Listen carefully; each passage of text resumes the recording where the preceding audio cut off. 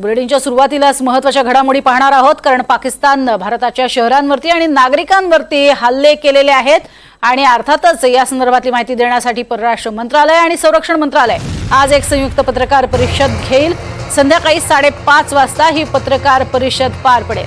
पाकिस्तानने कशा पद्धतीने क्षेपणास्त्र आणि ड्रोन डागण्याचा प्रयत्न केलाय आणि त्याचा हल्ला कशा पद्धतीने उधळून लावलाय या संदर्भातली माहिती दिली जाणार आहे।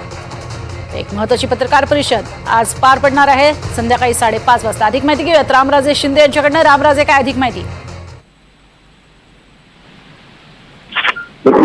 कालपासून जो पाकिस्तानने भारतावर हल्ला केलेला आहे आणि भारताने पाकिस्तानला प्रत्युत्तर दिलेलं आहे तो संपूर्ण घटनाक्रम, कारण काल रात्रीपासून ही या सगळ्या घडामोडी चालू होत्या, वारंवार हल्ले केले जात होते आणि त्या संदर्भामध्ये भारतानं पण प्रत्युत्तरामध्ये काय काय कारवाई केलेली आहे आणि पाकिस्ताननं भारतीय नागरिक आहेत त्यांच्यावर कशा पद्धतीनं अमानुषपणे मिसाईल टाकलेले आहेत आणि गोळीबार केलेला आहे, तर या संदर्भात संपूर्ण माहिती जी आहे ती दिली जाणार आहे। आणि म्हणूनच आज पत्रकार परिषद आयोजित करण्यात आलेली आहे। या पत्रकार परिषदेमध्ये कालपासून जो काही घटनाक्रम झालेला आहे त्याची माहिती दिली जाईल आणि भारत सरकारकडून कोणते महत्त्वाची पावलं उचलण्यात आलेली आहेत ती सुद्धा माहिती दिली जाईल।